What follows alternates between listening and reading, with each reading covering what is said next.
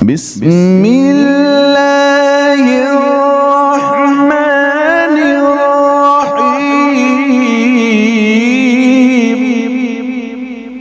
وقرآنا فرقناه لتقرأه على الناس على مكث ونزلناه تنزيلا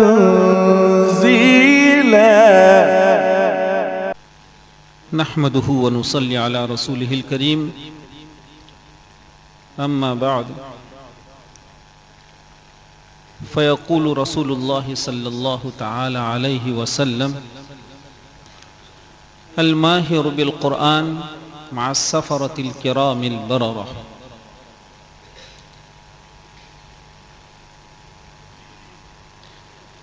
مسابقۃ القرآن الکریم کی اس پاکیزہ اور خوبصورت مجلس میں موجود ارباب علم و کمال سرکار دو عالم صلی اللہ علیہ وسلم کے معزز مہمانوں اور ان مہمانان رسول صلی اللہ علیہ وسلم کے سروں پر اپنا دست شفقت پھیرنے کی پاکیزہ نیتوں سے تشریف لائے ہوئے میرے بزرگوں اور بھائیوں،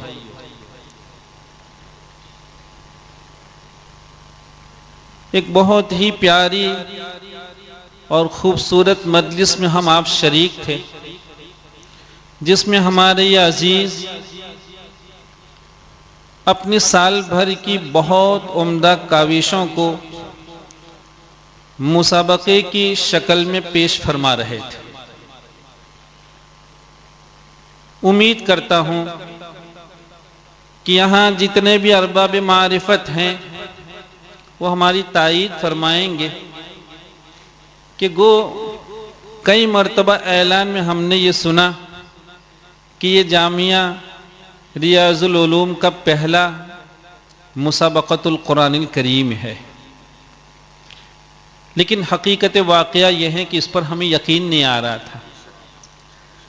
ہماری عزیز اپنے اساتذہ کرام کی قربانیوں کو، ان کی کڑھن کو اور ان کی جاں کھپائی کو اتنے عمدہ انداز میں پیش کرتے ہوئے مدرسے کی ادارے کی شاندار نمائندگی فرما رہے تھے کہ سن کر بے حد مسرت ہوئی، امیدیں بنی، اور بیٹھے بیٹھے ہمیں یہ خیال آیا، ہم نے مفتی صاحب سے چونکہ بعض بچوں کے باب میں ہمیں معلوم تھا کہ کسی کے والد نہیں ہیں، مفتی صاحب نے وہ مجھے فہرست دکھلائی، کہا کہ صاحب کئی لڑکے ایسے ہیں یہاں مسابقے میں شریک، کئی لڑکے ایسے ہیں جنہوں نے والد کا سایہ کھو دیا ہے، تو کچھ وہ بچے بھی ہیں کہ والد کا سایہ بھی گیا اور ماں کی ممتا سے بھی محروم ہے۔ وہ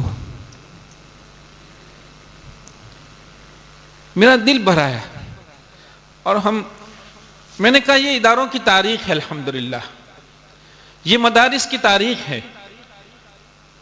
ارباب مدارس کو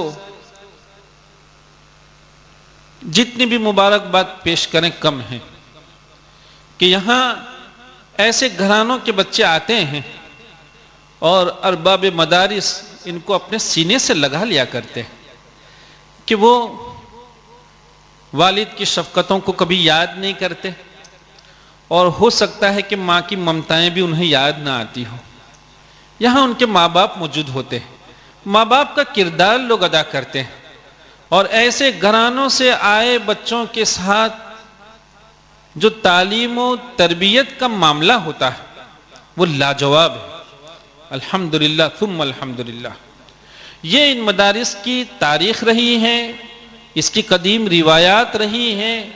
یہاں پسماندہ علاقوں کے اور پسماندہ گھرانوں کے بچے جب آتے ہیں اور نیک دل اساتذہ کرام کی صحبت اپناتے اور اختیار کرتے ہیں تو جب یہاں سے فارغ ہو کر نکلتے ہیں تو ان کا سمبول بدل جایا کرتا ہے، اور دنیا ان کا انتظار کرتی ہے. کئی قلوب میں یہ جگہ رکھتے ہیں, کتنے لوگ ان کا شوق رکھتے ہیں. جب ان کا پہلا روز ادارے میں ہوتا ہے تو کون جانتا تھا انہیں؟ کس کو معلوم تھا کہ قدرت ان کے حصے میں غیر معمولی عزتیں فرمانے والی؟ کس کو معلوم ہوتا تھا؟ ہمارے یہ عزیز اناؤنسری میں شاید انہی کے صاحبزادے تھے, اور امام کسائی رحمۃ اللہ علیہ کی قرات میں وہ اپنے مسابقتی پروگرام کو پیش کرنے جا رہے تھے. انہوں نے امام کسائی رحمۃ اللہ علیہ سے متعلق کتنی عمدہ بات بتلائی. مجھے خیال آیا, میں ان کا کاش کہ امام کسائی رحمۃ اللہ علیہ کی ابتدا بھی کہہ دی جاتی ہے. کون ہے امام کسائی؟ اتنا بڑا اعجاز اور اتنی بڑی عزت اور اللہ تعالیٰ کی طرف سے اتنا بڑا اکرام کب ان کے حصے میں آتا ہے؟ یہ امام کسائی رحمۃ اللہ علیہ آپ کو معلوم ہونا چاہیے بچوں کہ یہ تو بکریاں چرا رہے تھے. یہ بڑی عمر تک بکریاں چرا رہے تھے, 40 سال کی عمر تک. لیکن ایک خاتون اپنے معصوم کو لے کر مدرسہ پہنچانے جا رہی تھی. بچے کی طبیعت نہیں چاہ رہی تھی مدرسہ جانے کے لیے. ماں اس کو گھسیٹ کر لے جا رہی ہے, اور جب بچہ کسی طرح ماننے کے لیے تیار نہیں ہے تو ماں کہتی ہے کہ بیٹے مدرسے کی راہ اپناؤ, ورنہ اس جوان کی طرح زندگی میں بکریاں چراؤ گے. امام کسائی رحمۃ اللہ علیہ کی غیرت کو جوش آتا ہے, اپیل ہو جاتی ہے. اور اللہ تعالیٰ کی ذات عجیب ہے, وہ لمحوں میں کسی کی کایا پلٹ کر دیا کرتے ہیں. کایا پلٹنے کے لیے اللہ کی ذات کو کوئی وقت کی ضرورت نہیں ہے, 2 ساعت کافی ہو جایا کرتی. وہاں کن فیکن کا مسئلہ ہے. امام کسائی رحمۃ اللہ علیہ کی غیرت جوش میں آئی. کہا اچھا ناخواندہ لوگوں کے لیے, آپ گجراتی میں نے ابھن کے, ناخواندہ اور اننون لوگوں کے لیے مجھے مثال میں پیش کیا جا رہا. امام کسائی رحمۃ اللہ علیہ اسی وقت سے درسگاہ کی راہ اختیار کرتے ہیں, نیک دل اساتذہ کرام کی صحبت اختیار کرتے ہیں, اور قرات کی تکمیل کرتے ہیں. اس کے بعد امام النحو امام خلیل ابن احمد رحمۃ اللہ علیہ کی خدمت میں نحو کے لیے بصرہ کا سفر کرتے ہیں. اور پھر جہاں وہ قرات کی امامت ان کے حصے میں آتی ہے, امام خلیل ابن احمد رحمۃ اللہ علیہ کی صحبت کا نتیجہ تھا کہ نحو کی امامت بھی قدرت نے ان کے حصے میں فرما دی. اور یہ امام شافعی رحمۃ اللہ علیہ جو صاحب مسلک ہیں, وہ فرما رہے تھے کہ اگر کوئی علم نحو میں بصیرت چاہتا ہے تو امام کسائی رحمۃ اللہ علیہ کی صحبت کو اختیار کیے بغیر بصیرت کا وہ تصور نہیں کر سکتا ہے. اور لکھا ہے لوگوں نے کہ امام کسائی رحمۃ اللہ علیہ جب تک اس دنیا میں حیات رہے, اللہ کے کسی بھی ایسے بندے سے ان کی ملاقات نہیں ہوئی جو قرات میں ان سے زیادہ واقفیت رکھتا ہو, ان سے اونچا مقام رکھتا ہو. کوئی ایک شخص بھی ایسا ان سے ملاقات نہیں کیا. اور پھر آپ کو معلوم ہونا چاہیے کہ ایک بکریاں چرانے والا جب تک وہ ایسی درسگاہوں کی اور پاکیزہ اساتذہ کرام کی صحبت نہیں پایا تھا, وہاں تک اس کو انون اور ناخواندہ لوگوں کے لیے مثال میں پیش کیا جاتا تھا. لیکن ایک وقت وہ آتا ہے, ان درسگاہوں کی برکت ہے, ان دل جلے اساتذہ کرام کی صحبت کی برکت ہے کہ ملک کا بادشاہ ہارون رشید اپنے 2 بیٹوں کو ان کی تربیت میں چھوڑ جاتے ہیں. ملک کا بادشاہ, اس کے لیے امین اور مامون 2 بیٹے تھے ان کے. جب ان دونوں بیٹوں کی تربیت ہوتی ہے, پھر ایک موقع ایسا آتا ہے کہ امام کسائی رحمۃ اللہ علیہ مکۃ المکرمہ ہارون رشید کے ساتھ تشریف لے جاتے ہیں. ان کے دونوں بیٹے بھی ساتھ ہیں, حرم سے نکل رہے ہیں. دونوں بیٹے امام کسائی رحمۃ اللہ علیہ کی جوتیاں اٹھائے ہوئے. تو ہارون رشید جو کہ بادشاہ وقت تھے, انہوں نے کہا ٹھہر جائیے امام صاحب, آپ بتلائیے کہ بادشاہ وقت زیادہ معزز ہے یا امام زیادہ معزز ہے؟ یہ عزتیں کیسے کہاں سے آئی, کس کے حصے میں اور کیوں کر آئی؟ ہم آپ عزیزوں کو بتلانا چاہتے ہیں کہ بچوں یہ وہ درسگاہیں ہیں جہاں سے انشاءاللہ آپ کی تاریخ بدلے گی. قدر کیجیے. آپ نہیں جانتے ہیں, والد تو بہت لوگوں نے کھو دیے ہوتے ہیں. امام حفص رحمۃ اللہ علیہ کون ہے؟ دنیا یعنی ایک عجمی النسل شخص, لیکن پوری دنیا میں آج تقریباً 95 سے زیادہ فیصد انسانیت امام حفص رحمۃ اللہ علیہ کی روایت میں قرات کرتی ہے، تلاوت کرتی ہے، دنیا انہی کو جانتی ہے، بہت کم لوگ ہیں جو دوسری روایتوں کو جانتے ہیں۔ کیا مقبولیت ان کے حصے میں قدرت نے فرمائی، کیسے ہو گئی یہ مقبولیت؟ یہ امام حفص رحمۃ اللہ علیہ تو چھوٹے تھے، ان کے والد نہیں تھے، ان کی والدہ کا نکاح ہوتا ہے امام عاصم رحمۃ اللہ علیہ سے، تو ان کی والدہ اس بیٹے کو لے کر امام عاصم کی خدمت میں پہنچی تھی۔ امام عاصم رحمۃ اللہ علیہ نے بچپنے ہی سے ان کی تربیت فرمائی۔ ماں نے نہ معلوم ان کڑے دنوں میں، سخت دنوں میں اپنے اس معصوم کے لیے کیا دعائیں کی ہوگی کہ قدرت نے ان کو امام عاصم رحمۃ اللہ علیہ کے حوالے فرمایا، اور امام عاصم رحمۃ اللہ علیہ نے کیا تربیت فرمائی کہ آج صدیاں گزر گئی، لیکن اگر کسی امام کا نام دنیا جانتی ہے تو وہ صرف اور صرف امام حفص رحمۃ اللہ علیہ۔ دوسرے ائمہ کے نام سے لوگ واقف ہیں، لیکن کتنا طبقہ۔ امام حفص رحمۃ اللہ علیہ کی روایت کو جو مقبولیت حاصل ہوئی ہے کسی روایت کو نہیں۔ کون ہے وہ؟ والد نہیں تھے ان کے، اس لیے میرے عزیزو، اللہ تعالیٰ نے موقع دیا ہے، انہی کو اپنا والد خیال کرے، انہی کو اپنی والدہ خیال کرے، ان کی جوتیوں میں بیٹھنے کو اپنے لیے سعادت خیال کریں، کل قسمت بدل جائے گی انشاءاللہ ثم انشاءاللہ۔ اس کے ساتھ ساتھ جہاں تک مسابقے کا مسئلہ ہے، بہت عمدہ مسابقہ رہا۔ اسی طرح کے چھوٹی چھوٹی تنظیمیں ہوتی ہیں جس کو انجمن کہا جاتا ہے۔ کتنے بچوں کی انجمن ہے؟ سارے مدارس میں آپ دیکھتے ہیں کہ انجمنیں قائم ہیں۔ انجمن ہوتی کیا ہے؟ درسگاہوں میں 20x20 کی درسگاہ میں کی گئی محنت کو منظر عام پر لانے کی مشق کے لیے انجمن ہوا کرتی، ورنہ درجوں میں کیا ہوتا ہے کون جانتا ہے۔ پھر یہ لڑکے محنت کرتے کرتے اپنی ساری محنتوں کو، اساتذہ کی کاوشوں کو وہ منظر عام پر لاتے ہیں، تو کتنے قلوب میں وہ جگہ کر لیا کرتے ہیں۔ جب یہ بچے ہمیں اتنے بھائے، بعض بچوں نے اتنا عمدہ پڑھا ماشاءاللہ۔ انجمن آپ کے لیے تو الحمدللہ بہت اچھا ہے بچوں کہ سارے اسباب و وسائل ہیں۔ ان پرانے لوگوں سے ملیے جہاں یہاں ابھی ایک سلسلہ تھا، اور اناؤنسر بھی، ہمارے ناظم صاحب بھی چاہ رہے تھے کہ بارش ہوتی رہے، ہم دیکھ رہے تھے وہ اعلان بھی کر رہے تھے۔ میں نے کہا یہ سب کی جیب آج خالی کرائیں گے کیا بچوں، اللہ کا احسان سمجھو، ورنہ ایک دور ایسا تھا، مجھے یاد ہے ہمارا بھی سوم میں تھے، اور فلاح دارین میں گجرات میں سب سے پہلے انجمن قائم ہوئی۔ گجرات کا سب سے پہلا مسابقہ 1976 میں جب ہمارے بھی سوم میں تھے تو ہوا۔ انجمن کے پاس 1 روپیہ نہیں تھا، 1 روپیہ مدرسے کی طرف سے انجمن کے پاس نہیں تھا۔ اللہ تعالیٰ ان اساتذہ کرام کو جزائے خیر دے، کیا لوگ تھے۔ انہوں نے 1 مہینے کی محنت سے، یہاں ہتھوڑا کے لوگ موجود ہیں، وہ حضرت مولانا عثمان صاحب کو جانتے ہوں گے، وہ موریشس میں ہے، اور وہ بڑے خوش خط تھے، بہت خوش خط تھے، بہت اچھا بہترین خط تھا ان کا، وہ اس زمانے میں تخصص میں تھے۔ تو حضرت قاری محمد عباس صاحب رحمۃ اللہ علیہ نے ان جوانوں کے ساتھ مل کر بہت اچھے انداز میں مدرسے کا ایک فوٹو اور ایک طرف مدرسے کا پتہ، ایسا ایک کی چین بنوایا، اور وہ 1 روپے میں بیچا۔ نتیجہ یہ ہوا کہ اتنی محنت کرنے کے بعد، اتنا سب بیچنے کے بعد 80 روپیہ نفع ہوا تھا، اور پھر 80 روپے سے انجمن چلی ہے۔ الحمدللہ الحمدللہ۔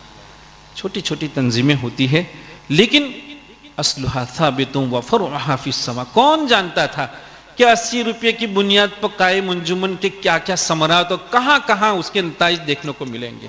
کون جانتا ہے؟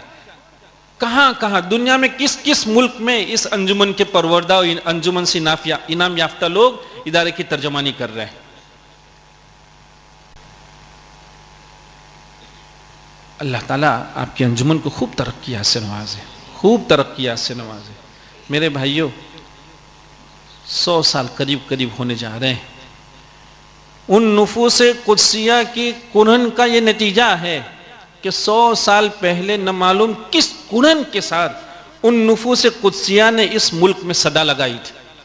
حکیم الامت رحمۃ اللہ علیہ جب مکۃ المکرمہ سے مدرسہ سہولتیہ سے علم قرات میں کسب فیض کر کے ہندوستان تشریف لائے ہیں، تو آپ نے جگہ جگہ اپنے خطابات میں اہل مدارس سے یہ شکوے کیے کہ مدارس میں تجوید و قرات کا نصاب نہیں ہے، مدارس میں تجوید و قرات نہیں سکھائی جا رہی، چونکہ ہمارے مدارس جو ہیں وہ درس نظامی کو لے کر چل رہے ہیں، اور آپ دیکھیں گے کہ درس نظامی میں جہاں بہت سی کتابیں ہیں نصاب کے طور پر، وہاں تجوید نہیں ہے، اس وجہ سے مدارس میں تجوید و قرات نہیں تھی۔ حکیم الامت رحمۃ اللہ علیہ نے ایک بار نہیں بارہا اپنے خطاب میں ارباب مدارس سے شکایتیں کی، اور بڑے سخت لہجوں میں شکایت فرمائے کہ عجیب بات ہے کہ مدارس سے فارغ ہو کر نکلنے والا عالم اور اس کے پیچھے نماز درست نہیں، اس لیے کہ اس کی قرات صحیح نہیں ہے۔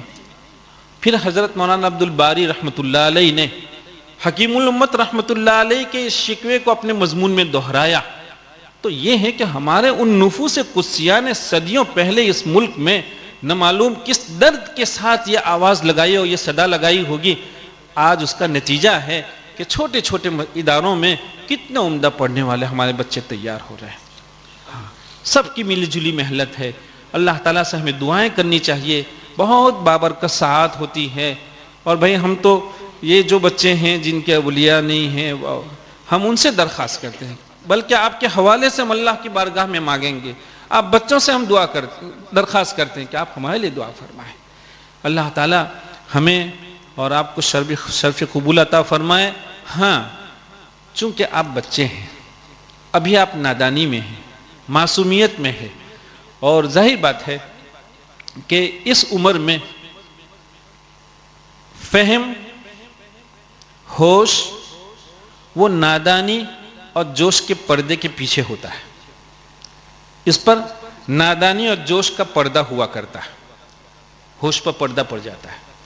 اس وجہ سے بعض چیزیں ایسی ہیں جس کو ہمیں اپنے مستقبل کے لیے سمجھنے کی ضرورت ہے۔ بیٹا یہ سمجھیں، ترتیل ہو یا تدویر ہو، جب بھی ہم پڑھیں گے تو اس کا خیال رکھیں گے کہ ہر آیت میں ہمیں اپنے گلے اور اپنے سینے کا مطالعہ رکھنا ہے کہ اس کی سطح کتنی۔ اگر ایک قاری اپنی سطح سے اوپر چلا گیا تو قاری کی قرات کا لطف، اس کی لذت، اس کی تاثیر ختم ہو جایا کرتی، لہذا ہمیں اس کا دھیان رکھنا ہے۔ ایک بات، دوسری بات جو خاص بات آپ کی خدمت میں ہمیں پیش کرنی ہے وہ یہ ہے بچوں کہ ہم نے دیکھا اکثر بچے ایک دو کے ماں سوا وہ 14 سے لے کر 16-17 سال کے تھے، اکثر بچے جو مسابقے میں شریک تھے۔ بہت دھیان سے ہماری بات سنیں بچوں، اللہ کے رسول صلی اللہ علیہ وسلم فرما رہے ہیں نعم النعمت الصوت الحسن، کہا عمدہ آواز کیا نعمت ہوتی ہے۔ آپ بتلائیے، آپ بازار میں 1 کروڑ روپیہ لے کر چلے جائیں گے، آپ کو اچھا گلا مل جائے گا؟ ایسا نہیں ملا کرتا ہے۔ ان اساتذہ کرام نے آپ کے گلوں کی قدر کی، آپ کا انتخاب کیا۔ ہم تو بیٹھے، میں نے کہا ایک ایک ہیرو کو اتنا اچھا تراشا ہے ماشاءاللہ، بہت اچھی تراش خراش کے ساتھ اس کو مارکیٹ میں لایا گیا تھا، مسابقے کی مارکیٹ میں لایا گیا تھا۔